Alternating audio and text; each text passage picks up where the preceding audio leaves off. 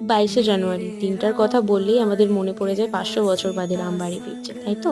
তো এই দিনটাতে আমার একটু খারাপ লাগাও ছিল, কারণ আজকের দিনেই আমাদের কলেজের এইচওডি ম্যাম রিটায়ার হয়ে যাচ্ছে। তো তারই একটা প্রোগ্রাম আমাদের কলেজে ছিল। তো সেখানেই এখন আমি আছি, আর আমি এদিকে বান্ধবীর ফোন নিয়ে এইরকম বদমাইশি করছিলাম ওকে রাগানোর জন্য। তোমরা কে কে বন্ধু বা বান্ধবীর ফোন নিয়ে এরকম করো আমাকে কমেন্টে জানিও। আর এই যে আমাদের এইচওডি ম্যাম, আমার আগের এক্সকারশনের ব্লগগুলোতে তোমরা হয়তো ম্যামকে দেখেছো, যারা ব্লগগুলো দেখেছো। তো ম্যামের রিটায়ারমেন্টেরও বড় ব্লগ আমি চ্যানেলে আপলোড করবো, চাইলে তোমরা দেখতে পারো। তো 500 বছর বাদে রাম বাড়ি ফিরেছে, তো তার তো সেলিব্রেশন তো হবেই। এই প্যান্ডেলগুলো আমি কলেজে যাওয়ার সময় দেখেছিলাম, তো তখন তো জানতাম না যে এগুলো হয়েছে, তাহলে আমি ক্যামেরাটা অন রাখতাম।